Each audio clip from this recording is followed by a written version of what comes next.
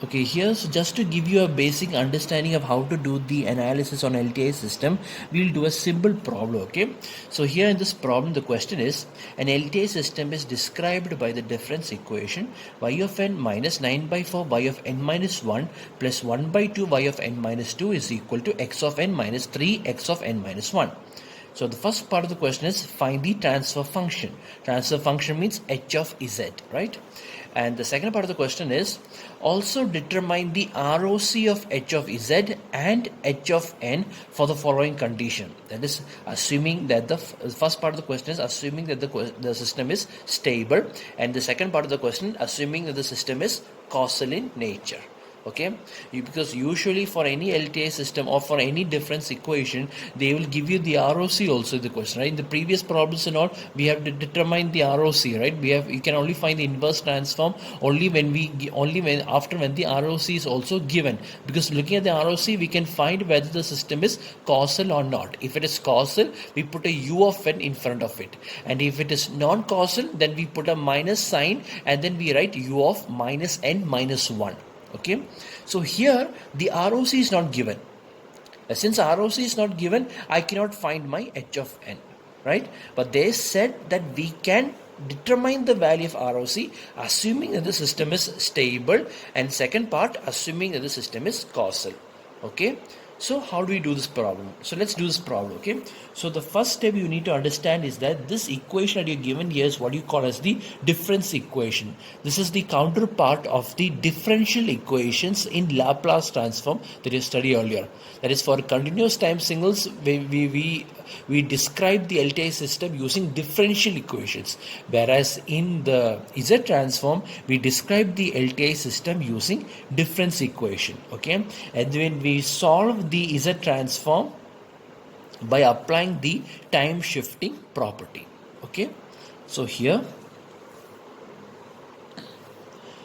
let me write the question first. Given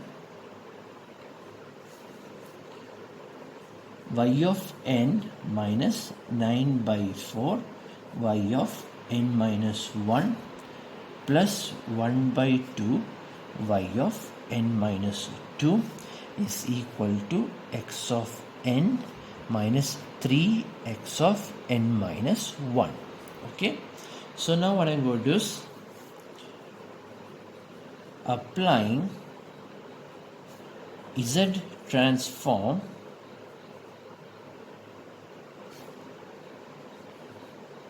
on the above equation. So what happens when you apply the Z transform to this above equation, to this equation? What will happen then? Y of n will become y of z, right? Y of n will become y of z minus 9 by 4. We know the z transform of y of n minus 1, right? According to a time shifting property, the z transform of y of n minus 1 is z inverse y of z plus small letter y of minus 1. Okay, plus 1 by 2. We know the z transform of y of n minus 2, right? According to the time shifting property, the z transform of y of n minus 2 is given as z raised to minus 2 y of z plus z raised to minus 1 y of minus 1 plus y of minus 2 is equal to the z transform of x of n is x of z, okay, minus 3 into the z transform of x of n minus 1, right, is given by, according to time shifting property, it is z raised to minus 1 x of z plus x of minus 1. Okay, so this small letter y of minus 1 that you see here y of minus 1, here y of minus 2, these are all we call as the initial conditions. Since here they have not given the values of any of these initial conditions, I am going to assume that the initial conditions are all 0. Okay, therefore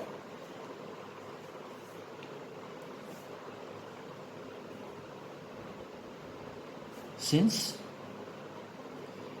initial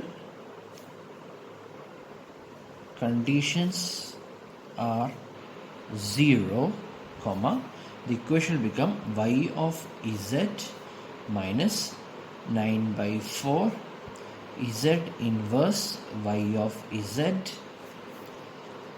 plus 1 by 2 z raised to minus 2 y of z is equal to x of z minus 3 z inverse x of z.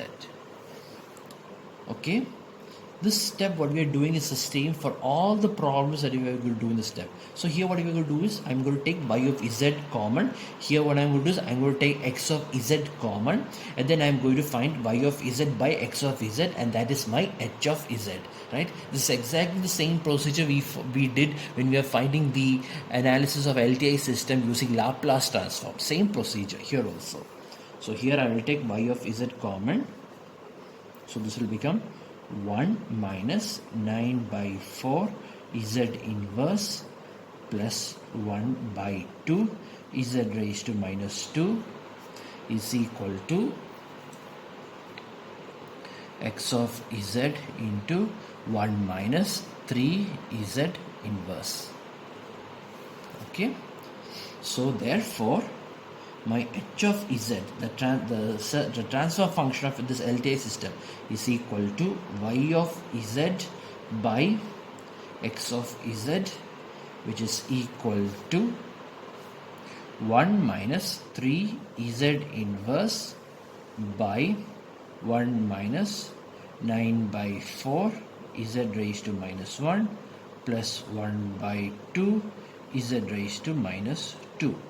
Okay, now since I don't want to see any negative powers of z, right, so if I need to partially factorize this, I need to remove all the negative powers of z and make it into a positive powers of z. So what I'll do is I will multiply the numerator and denominator with z square. So if I multiply the numerator with z square, this will become z square minus 3z by, and the denominator will become z square minus 9 by 4 z plus 1 by 2. Okay, on other words, this can also be written as z into z minus 3 by z square minus 9 by 4 z plus 1 by 2. Okay, this is my transfer function. So now I found my transfer function. Okay,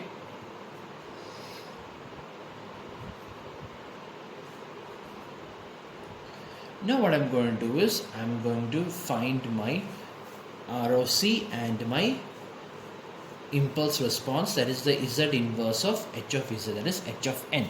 Okay, so to find the inverse, or in order to apply the partial fraction, right, in order to apply the partial fraction, then I need to factorize, or I need to divide the entire equation by z, right? Since I'm going to use this z in the numerator at the later stage, I need to find the equation of h of z by z, which is nothing but z minus 3 by z square minus 9 by 4 z plus 1 by 2. Okay, now I can factorize this expression.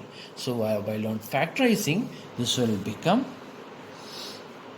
this equation will become z minus 3 by, so what are the two numbers that on adding you will get 9 by 4, and on multiplying you will get 1 by 2.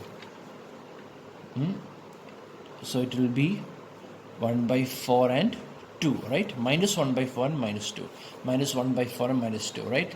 Because minus 1 by 4 minus 2 is minus 9 by 4, and minus 1 by 4 into minus 2 is 1 by 2. So therefore the factorizing is z minus 1 by 4 into z minus 2. So this is the factorizing equation, right? After factorizing you will get this. So now I am going to partially factorize this there, or I am going to split these two terms here. This is two distinct factors or two distinct poles, so you will get over here as a by z minus 1 by 4 plus b by z minus 2. Okay, this is it. So now I need to find the value of a and b. So to find the value of a, the denominator of a is z minus 1 by 4. So I will remove z minus 1 by 4 from the denominator and write the remaining terms, that is z minus 3 by z minus 2. Okay, and I'll substitute the value of z as z is equal to 1 by 4. So this is the value of a, which is nothing but 1 by 4 minus 3 by 1 by 4 minus 2. Okay, 1 by 4 minus 3 is 1 minus 12 is minus 11 by 4 by, and here 1 minus 4 by 2 is 1 minus 8. 1 minus 8 is minus 7, so you'll get minus 7 by 4, or this is nothing but 11 by 7. This 4 and this 4 will get cancelled, right? So it will become 11 by 7. This is the value of a. Now to find the value of b, the denominator of b is z minus 2. So remove z minus 2 from the expression and write the remaining terms. It will be z minus 3 by z minus 1 by 4, and here z minus 2 is equal to 0, therefore z is equal to 2. So substitute z is equal to 2. So you will get 2 minus 3 by 2 minus 1 by 4. 2 minus 3 is minus 1 by 2 minus 4 is 8 minus 1 by 4, and 8 minus 1 is 7, so you will get 7 by 4, so it's nothing but minus 4 by 7. So the value of a is 11 by 7 and the value of b is minus 4 by 7. Okay, so therefore your h of z by z is equal to 11 by 7 into 1 by z minus 1 by 4 minus 4 by 7 1 by z minus 2. Okay, now I can say that h of z is equal to 11 by 7 into z by z minus 1 by 4 minus 4 by 7 z by z minus 2. Okay, so now I found the value in two separate terms. Okay, so now from here itself you can understand that this h of z, right, h of z has two poles, right? H of z has two poles, and where are those two poles? The location of the two poles are at z is equal to 1 by 4 and z is equal to 2, right? These are the location of the two poles of h of z. Okay, so now in order to find the inverse of this function, right, in order to find the inverse of this function that you're seeing here, I need to know which one of them is causal and which one of them is non-causal, because the question, they did not give the ROC, right? They did not give the ROC. They are asking us to specify the ROC. So the question, they did not give the ROC. Unless and until I get the ROC only I can find the inverse of h of z, right? Means I need to know if one of them is a causal or non-causal, or if both of them are causal, or if both of them are non-causal in nature.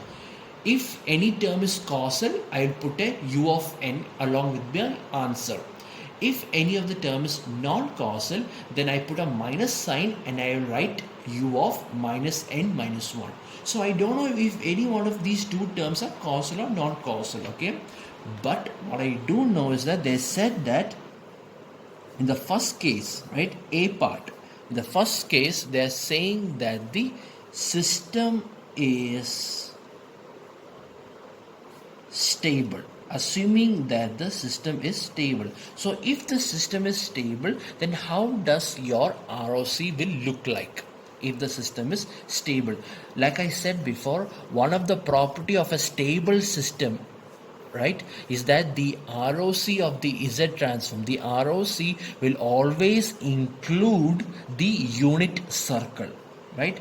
That is the one of the conditions, that is the main condition to check the stability of a system. So that means the system is stable if the ROC of H of Z includes the unity circle mod Z equal to 1 in its range. That means the value Z is equal to 1 should be between these two values, right? Because you know that your ROC can either be less than 1 by 4 or greater than 1 by 4, or it can be less than 2 or greater than 2, or it can be between 1 by 4 and 2. Right? That is the only three. These are the only possible values of Z. It can be less than 1 by 4 or greater than 2, or it can be less than 1 greater than 1 by 4 and less than 2, right? So which of these three cases is your ROC? So according to the definition of stability, the system is stable if the ROC of H of Z contains the value Z is equal to 1. That is, the value 1 should be inside the range, and that is only possible if and only if your ROC is defined as 1 by 4 less than magnitude of H of Z, or magnitude of Z, okay? Magnitude of Z less than 2, right? So unless and until your ROC is between 1 by 4 and 2, then only the system will be stable. Why? Because the value 1, right, the value unity is between these two values, right? This is 0.25 and this is 2. So definitely the value 1 is between the range between 1 by 4 and 2. So until your ROC, unless your ROC is in this range, then only the system is stable, right?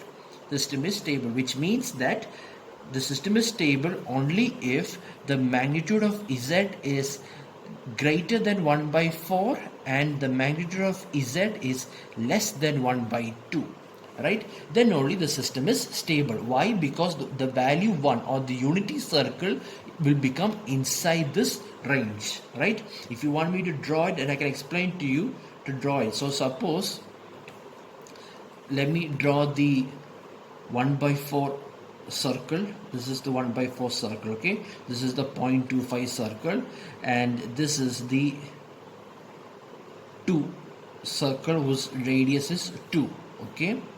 So, and this is the unity circle. Assume that this is the unity circle, okay? This is the unity circle, okay? This is the outer pole, circle of the outer pole. This is the circle of the inner pole, and this is the unity circle. This red circle is the unity circle, okay?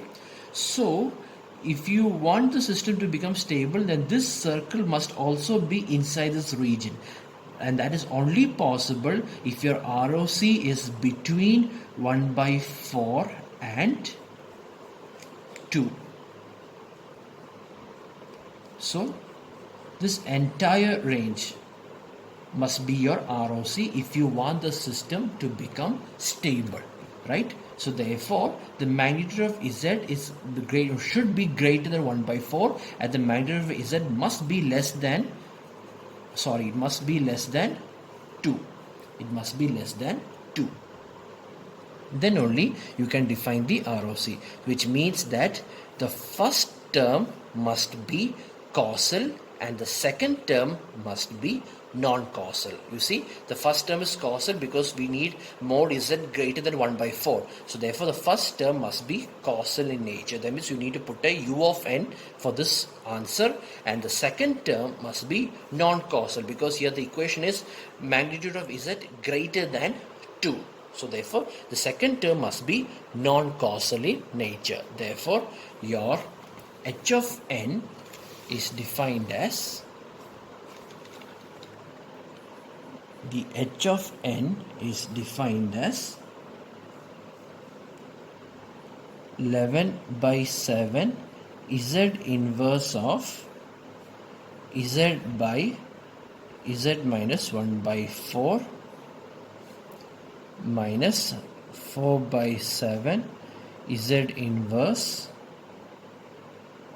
of z by z minus 2.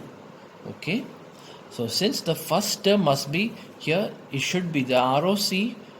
For a system to be stable, the ROC must be, let me write that again, it should be 1 by 4 less than mod z less than 2. Alright, or the magnitude of z must be greater than 1 by 4 and magnitude of z must be less than 2. So since mod z is greater than 1 by 4, this is causal. Causal means this will become 11 by 7 and the inverse of this is 1 by 4 raised to n u of n. Okay, this is it. Minus, now in the second case, let me write 4 by 7. Okay, now in the second case, the magnitude of z must be less than 2. So less than 2 means this is non-causal. Non-causal means instead of writing u of n like here, instead of writing u of n over here, what do I write? I write minus 2 raised to n, and instead of u of n, I write u of minus n minus 1. This is how I define the non-causal value. In other words, h of n is 11 by 7 into 1 by 4 raised to n u of n, minus of minus is plus, so plus 4 by 7 2 raised to n u of minus n minus 1. This is the answer if the system is stable. Okay, now let's look at the B part. B part, the system is assumed to be causal, and the system is causal if the ROC of h of z is exterior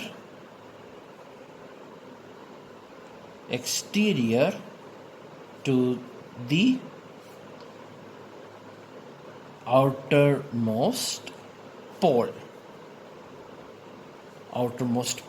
Okay, and in this given question the outermost pole is 2, right? Because 2 is greater than 1 by 4, therefore 2 is the outermost pole. So which means that the system is causal if the ROC of h of z is exterior to the outermost pole. Exterior to the outermost pole means then the ROC must be magnitude of z greater than 2. Then only the system is causal. Therefore the system is causal if magnitude of z is greater than 2, right? So which means that we already know that h of n is equal to 11 by 7 z inverse of z by z minus 1 by 4 minus 4 by 7 z inverse of z by z minus 2. Okay, so since we know that for a causal signal the ROC must be greater than 2, because if it is greater than 2 then it is greater than 1 by 4 and it is also greater than 1 by 2. That means the two terms become causal in nature. That is the very definition of a causal signal, right? The signal can be causal if the two terms are also causal. That's what happens over here also. Here, since the ROC is exterior to the outermost pole, exterior to the outermost pole means this is what I meant. That is, okay, this is your 1 by 4 circle, this is your radius 2 circle, and your ROC is the exterior of this outermost pole, that is this circle over here. this is your ROC, right? The ROC is this exterior to the outermost pole. This is your ROC over here, right? So unless this shape comes away, then only the system is causal in nature, which means it has to be greater than 2. Which means if it is greater than the outermost pole, that is 2, then it is naturally greater than the remaining terms also. Therefore, this is also causal, this is also causal. Therefore, your H of n is 11 by 7, 1 by 4 raised to n, u of n minus 4 by 7, 2 raised to n, u of n. This is your answer, right? So, in other words, if the system is stable, then this is your ROC, okay? And why this is your ROC is because the value 1 is between this range. So, therefore, this is your ROC. And since this is your ROC, this is your H of n. Okay, likewise, since if the system is causal, if your ROC is greater than the outermost pole, right, or the exterior region of the outermost pole. So here the outermost pole is 2, so it should be greater than 2. So in the order, so since the ROC is greater than 2, your H of n becomes like this. Okay, so these are the answer.